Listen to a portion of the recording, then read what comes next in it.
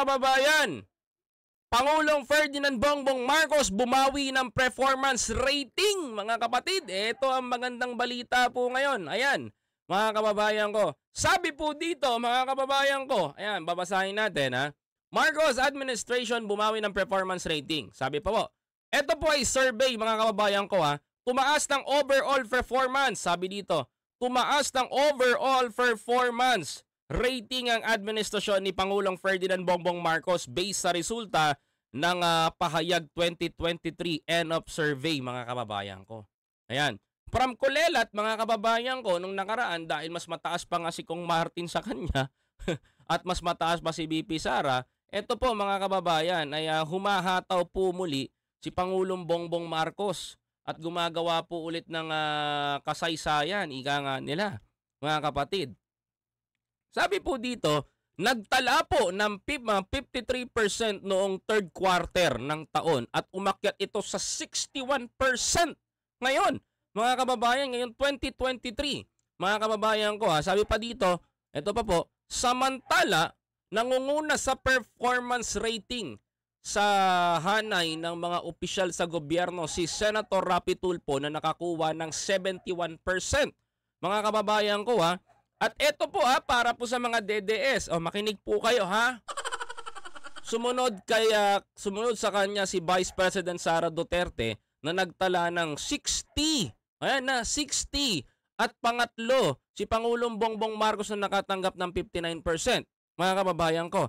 Sabi pa dito, ilan sa mga isyung apektado ang performance rating ng Pangulo ay inflation, kung saan nakakakuha siya ng 44%. Sabi naman po dito, mga kababayan ko isinagawa ang Publicus Asia. Ay nako, eto, wala akong masasabi dito because this is Publicus Asia. Pag ang Publicus Asia nag-survey, matik. Sure ball to, mga kababayan ko. Previous Publicus Asia Independent non-commission survey mula noong November 29 hanggang December 4, mga kababayan ko. Ayan. Ito lang ang gusto kong sabihin, mga kababayan ko. Bakit nagpapa-survey? Ako, ang pagkakatiwalaan kong survey is Publicus Asia. Kaysa sa False Asia, kaysa sa NAMPREL, ganito, ganyan, ganito mga agencies. Pag Publicus Asia, mga kababayan ko, matindi po ang mga surveys niyan at totoo para sa akin. Kaya pinaniniwalaan ko, mga kababayan. Now, gusto kong talakayin natin. Ano po ba yung nakabomba dito sa kay Pangulong Bongbong Marcos? Bakit tumaas po ng 61% yung kanyang trust rating sa mga Pilipino? Hello po sa inyo, Ma'am Japanese name. Ayan na. Hello po sa inyo diyan. Ayan na, ito bakit tumaas ng 61% ang trust rating ni Pangulong Bongbong Marcos at si BP Sara Duterte naman ay nakakuha ng 60%. Ito, mga kababayan, 60%. Ano po ba ang dahilan, mga kababayan ko? Number 1, si Pangulong Bongbong Marcos, tumaas ang trust rating because yung sa economic po natin. Okay, given, 44% ang inflation rate na nakuha niya. 44% ang trust rating ng tao. Bakit, mga kapatid? Alam naman natin, mga kababayan ko, alam naman natin, hindi natin itatago, some of our products ngayon talaga ay namamayagpag pa rin sa mahal na produkto. Pero tignan nyo po yung ibang produkto natin na mababa na po. Hindi lang naman po lahat because many Filipino is nakatutok sa bigas. Bigas. Tutok kayo sa bigas. Sa totoo lang tutok na tutok kayo sa bigas. Yung iba nakatutok sa galunggong. Yung iba nakatutok sa sibuyas, sa asukal, at kung saan-saan pa kayo nakatutok. Pero hindi nyo nakikita, mga kababayan ko, pag dumawi kayo sa palengke, magkano na ba ngayon ng ibang produkto? Nagbababaan ng presyo. Magkano na ba itong ibang produkto natin ngayon? Bumababa ang presyo. Bumabalik sa dati. Ang nakakagulat pa nga po dito, nakakatawa nga po, mga kababayan Ito po, nakakatawa, mga kababayan, ang baba po ng sili ngayon natin. Sili lang. Pero pinagpapasalamat ko. 'Di ba? Oh. Ngayon, ang ginagawa ng ibang kababayan natin, ginagawa ng ibang tao, so dahil para lang may mapuna, may masabi lang sa ating government, may masabi lang, yung inflation, hindi kayang pababain ni Pangulong Bongbong Marcos, mataas pa rin ang bilihin sa Pilipinas. Bakit? Sisisi ng ibang tao pagtaas ng gasolina. Eh hindi, kasalanan ni Bongbong yan kung bakit mataas ang gasolina. Laging sinasabi ng mga kababayan natin yan. Bakit? Pilipinas lang ba ang mataas ang gasolina? Punta kayo sa Amerika. Magkano ang presyo ng gasolina sa Amerika? Sige nga po mga kababayan, sino po ba dito na nasa Amerika? Tatanungin ko kayo ha, kasi pinupukulan niyo si Pangulong Bongbong Marcos because of the 40% ang nakuha niya regard dito sa kanyang trust rating pagdating sa inflation. O, isa dito gasolina, hinihimutok ng mga tao. Sino dito ang nasa US, Tita Judy? Magkano po dyan ang gasolina? Sige nga po mga kababayan ko, para magkatapatan tayo, para mabaliktad natin sinasabi ni Maharlika. Mas okay pa daw sa US, di ba? Kaya doon nagmamigrate ang tao, mga kababayan ko. Kasi sinasabi nila mas okay pa daw sa ibang bansa, kaya doon nagliliparan yung mga Pilipino, mga kababayan ko. In the reality, magkano? Magkano ang gasolina sa US? Sige nga, sasagutin niyo po ako. Magkano po per litro? Gusto ko pong malaman. Magkano po ang rate sa US? Ayan, comment nyo nga po dyan sa akin para ipapakita ko po sa mga to. Kasi sobra na eh. 'Di ba? Kahit pagtaas ng gasolina, sisisi sa gobyerno natin. Mga kababayan ko. Magkano po? Tatanungin ko, sagutin nyo po ako. Ayan ha. Ayan to. Koy, mas mataas ang gas sa Amerika sa August. Nandun ako nung corn beef dating 99 cents. Ngayon ay 5.99 na. O kita nyo mga kababayan ko. Imagine niyo to ha. O mga kapatid. O to. O sige yan, pinin ko.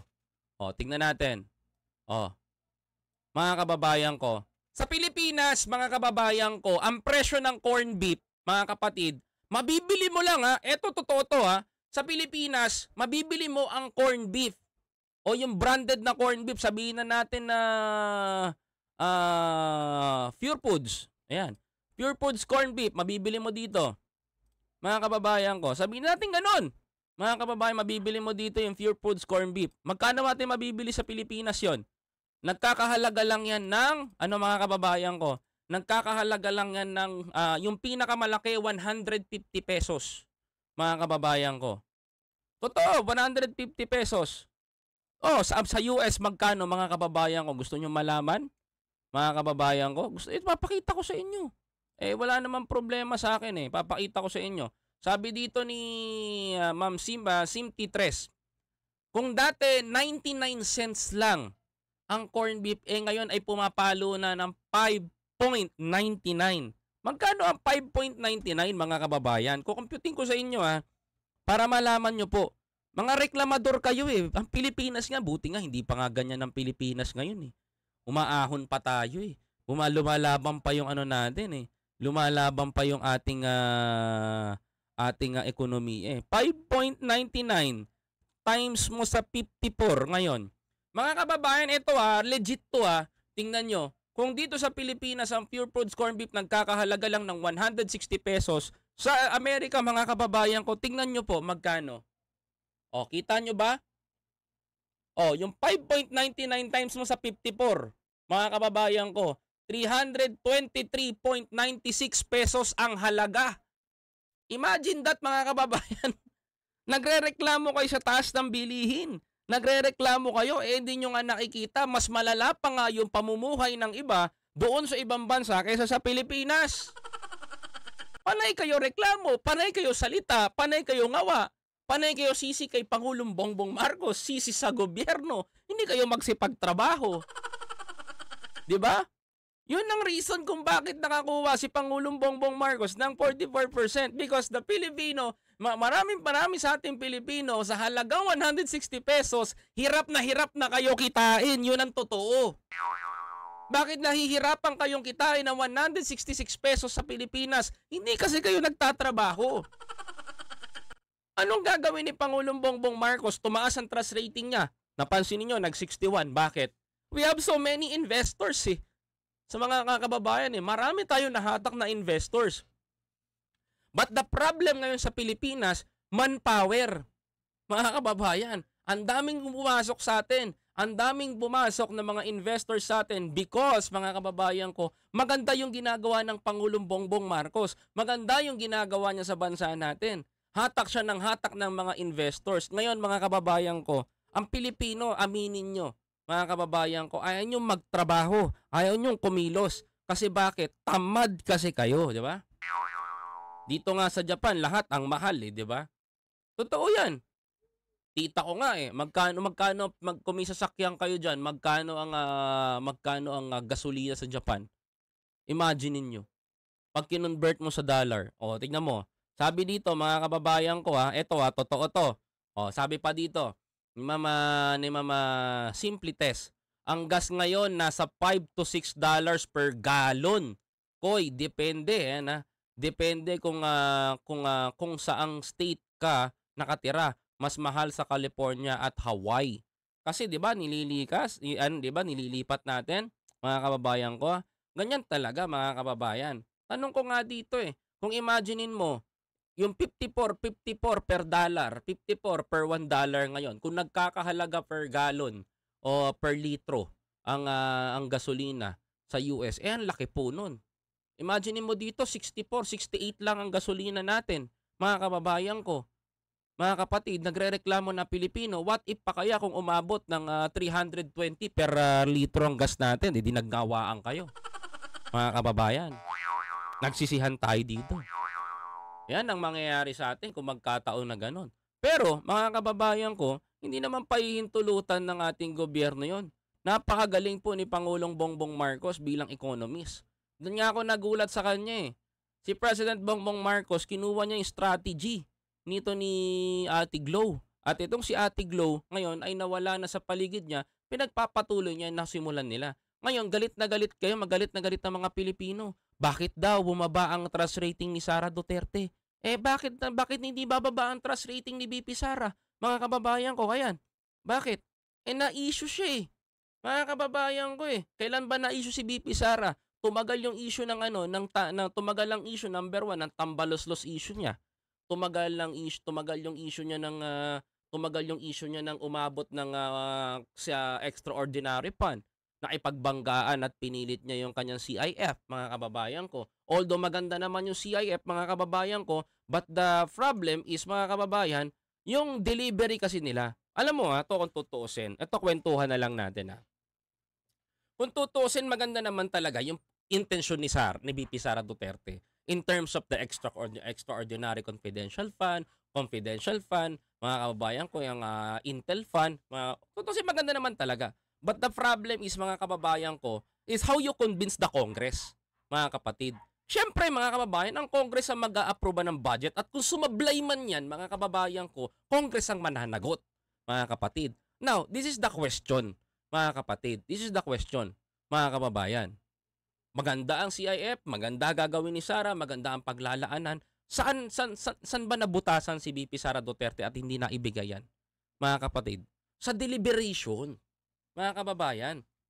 Kaya kasi tatanungin nyo, sisisihin nyo si Martin, si Congressman Martin, titirahin nyo sa social media, sabi nyo, tambaloslos, ikaw talaga, hindi ka talaga mapagkakatiwalaan. Yan sasabihin ninyo. Pero tanong ko sa inyo, yung deliberation ba ni Vice President Sara Duterte at yung mga nakapaligid sa kanya, you think tama? Dito, sagutin nyo ako, mga kababayan ko. Kung talagang magaling ang ginagawa ni Vice President Sara Duterte, hindi niya hahayaan na magkagulo-gulo ang deliberation niya para dito sa confidential fund, mga kapatid. Hindi pwede na babrasuhin natin ang lahat ng nasa loob para lang makuha natin. Iyan ang nagpabagsak ng kanyang trust rating, mga kababayan ko. Doon nagka-problema, mga kapatid. Ngayon, tanungin ko kayo, mga kababayan. Think of it, mga kapatid. Hindi po pwede na hindi nyo alam. Mga kababayan ko, I know na alam niyo yan. Sa nagkamali, deliberation. Para sa akin, mga kababayan ko. Kung na-execute nila ng maayos yan, dati, friendship naman sila. Tropa-tropa naman sila. Nagkakamayan pa kada aalis si Pangulong Bongbong Marcos. Di ba? Ngayon, nag-aaway sila. 'Di ba? Because of a pride. Sino bang tinatamaan? Mga kababayan ko, Filipino people. Mga kapatid. Sino ngayon ang nangangawawa? Taong bayan. 'Di ba? Pero ginagawa nila ngayon mga kababayan ko, hiwalay ng project para mas marami nga naman magawa, 'di ba? Think of it mga kapatid. Hindi pupuwede na sabihin natin, "Hindi dapat ito ganito lang 'yan." O ano ngayon ang nangyari mga kababayan ko? 'Di niyo ba napansin? 'Di mo napansin? Sa gitna ng awayan na 'yan, sino na mayagpag? Tulfo, 'di ba? Mas gugustuhin niyo ba magkaaway yung dalawa o magbati o magkasama nagtatrabaho? Kasi kung magkasama nagtatrabaho 'yan mga kababayan ko for sure, hindi aabot ng ganito 'to. Besides mga kababayan ko, magaling po yung political strategy na ginagawa ni Senator Tulfo ngayon. Dahil, marami siyang mga publisher, marami siyang mga influencer. Ito nga nakakalungkot mga kababayan ko, eh. Nag 71% si Senator Raffy Tulfo. Masaya naman ako. Ito nakakalungkot, 'no. Ito, tatapatin ko kayo. Marami sa mga influencer ngayon na malalaki na dati na kay Pangulong Bongbong Marcos, na kay Senator Raffy Tulfo na ngayon. Diyan kayo magtaka. Kung sana, mga kababayan ko, eto tapatin ko rin kayo, sama ko na rin dito. Malaking tulong po kasi ang social media at ang mga vlogger. Imaginin ninyo mga kababayan, imaginin ninyo, nag 71% si Senator Raffy Tulfo, bakit? Mga kapatid, araw-araw nakabalandra ang mukha ni Senator Raffy Tulfo sa mga influencer, eh. Hinahayaan ni Senator Raffy Tulfo, sige, ito yan, i-content nyo, ito gagawin natin, ito gagawin nyo, ilabas natin to, tumulong tayo sa taong bayan. Ngayon wala na mga kababayan, eh. Ngayon nga eh. Kasi yung mga vlogger at influencer na malalaki na nakapaligid kay Pangulong Bongbong Marcos, siniraan ng ibang mga vlogger, pumunta doon, naging may ganito, at yung mga may self-interest, mga kababayan ko, inalis nila, mga kapatid. Kasi mas okay daw mag-build ulit ng mga maliliit. Sila naman yan, di naman kami. Pero, yung mga malalakas na kasama ko no, na malalaking channel, na kay Senator Raffy Tulfo na ngayon. Doon na sila nagko-content. 'Di ba?